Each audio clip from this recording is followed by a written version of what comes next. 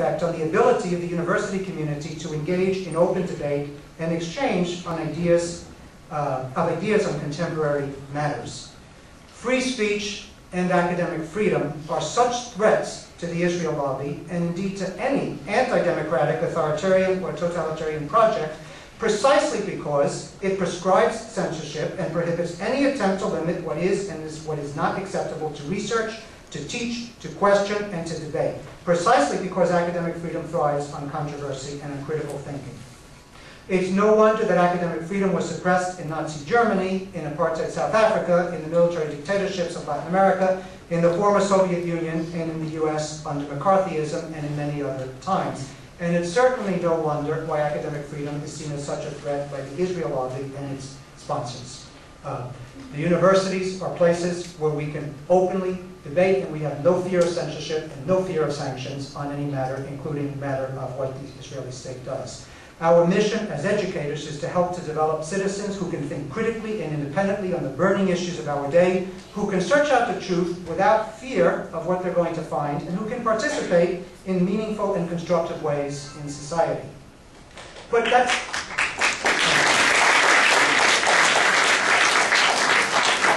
Well, the search for truth is not enough. The search for truth is not enough. I believe that the same search for truth inevitably leads us to a position of justice, of having to fight for justice. Justice is served by truth, and lies perpetuate injustice. Silence in the face of social injustice is complicity in that injustice. So we, as academics and as intellectuals, in my view, are morally compelled to speak out against injustice, wherever it may appear, and in this case, against Israeli repression, colonialism, and apartheid, even when it means that we run the risk of facing the wrath of the powerful on our campuses and in the larger society. Thank you.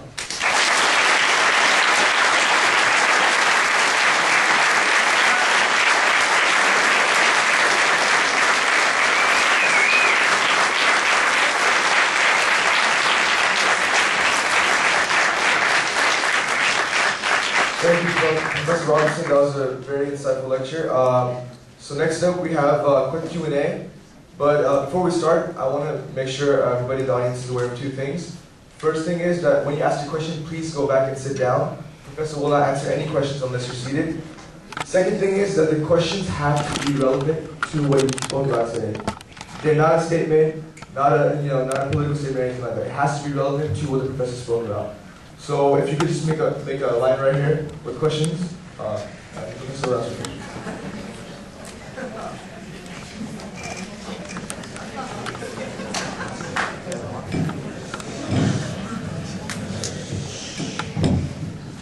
Hi. So I'm going to ask you a few things about your talk. I got two good questions. So one, when you mentioned the military-based economy, I'm just curious what you think, how it would have changed if Arafat had accepted the 2000 Clinton parameters and a second intifada didn't occur, because there wouldn't be much of a need. Sorry, if it hadn't accepted? If Arafat had accepted the 2000 Camp David summit and there was peace, and then they didn't have all the violence that started in September 2000. Two, you mentioned that it was the 92 closure was like Warsaw, but with the Nazis, they forced Jews out of their homes into concentration camps. And here, while they closed them off the West Bank to Israel, I'm not exactly sure, but I don't think that they closed it off to Jordan and that they didn't have anywhere to go, and it wasn't that they put them in tiny little villages. Jordan's 80% Palestinian. And anyway, in addition, what I was going to say is this. When you ask, why is attacking Israel's policies anti-Semitism, and it's not, but what I want to say is this. Israelis do criticize Israel. Haaretz, they criticize all the time. And when you said in your talk, it's time to mobilize globally to free Palestinians, I'm just curious why you don't address any comments towards what the Arab world does towards Palestinians. For example, there's 10 UNRWA camps, refugee camps in Jordan, 337,000 people, and I have friends there, not in Jordan, but I have friends in Israel, and what they say is that the conditions are much better in the West Bank than in those camps. You have tens of thousands of people dying in Lebanon from attacks from refugee camps from the Lebanese, and their professions are limited to what they can do. They face they have less rights and worse conditions than in the West Bank.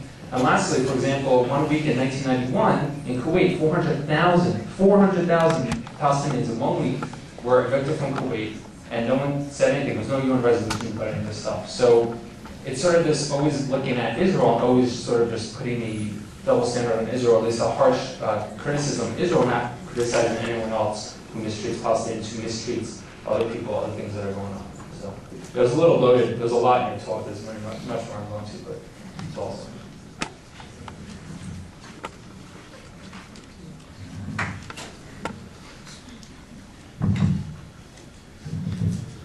So, with regard to if Arafat had accepted the Camp David peace on, well, there's 2 points, and the second is more important, but I'll say the first, that particular, that was not really a peace accord. That was an accord which would have structurally and permanently subordinated Palestinians without any meaningful homeland or any hopes of having a meaningful existence. But that's the larger point there really, is that the globalized war economy, of which Israel is an integral element, is something structural. It's built into world capitalism, in which powerful economic groups accumulate, sustain their privilege, sustain their power, sustain accumulation, and sustain an economy on which we all depend through making war and through making conflict. And so really the particular political conjuncture of 2000 would not have been particularly relevant to this transition in the Israeli economy, in my view. Secondly, with regard to Warsaw, you point out correctly that Jews were forced out of their home into the concentration camp, and I point out correctly that Palestinians were forced out of the land and into the occupied territories, and that since didn't feel into those territories.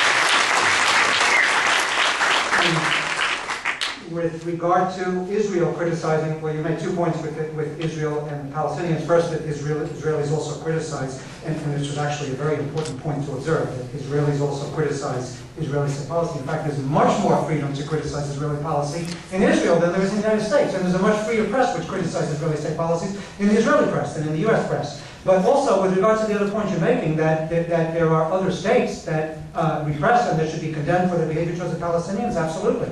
And I would condemn in the harshest possible terms Egypt's policy towards the Palestinians. What could be more criminal?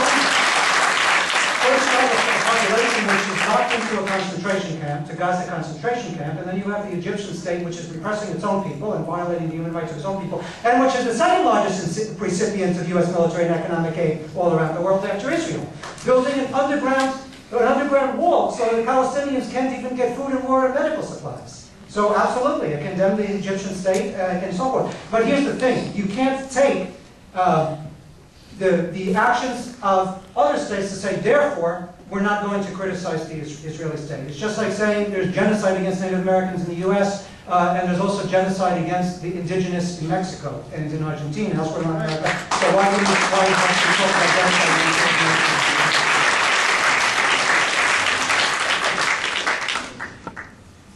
Good evening.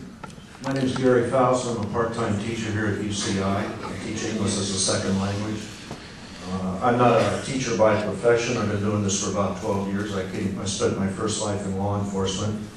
Talking about your problems at Santa Barbara, I make it a practice in my classroom that I never give my personal opinion. I absolutely love it. But anyways, my question is, I honestly, as a sociologist, can you please explain to all of us, especially myself, I really don't understand, I cannot fathom it at all, the way that people are in denial of the facts. Like, you cannot ignore the United Nations resolutions. There's at least, there's many resolutions. You can't deny the facts of what's going on. I've been to the region. I'm a Palestinian, but I don't have Palestinian citizenship. So I have to go through Tel Aviv, and I could see the difference of the way I'm treated. The way I have to stay in the airport an extra 6 or 7 hours with no questioning, just in a white room, have no idea why I'm there. And I'm not trying to say that this is only for the Palestinians. Yes, there is things that are happening on both sides that is sad, and I wish it did. But the thing is, I really can't understand it, how people are in denial and how they can stand up here and say, why don't we talk about the Arabs? Well, yes, the Arabs are doing horrible things, but they're not the ones who kicked me and my family out of our land. So that's what I can't understand. Can you please explain to us in a sociological way of how people can do that? So, thank you.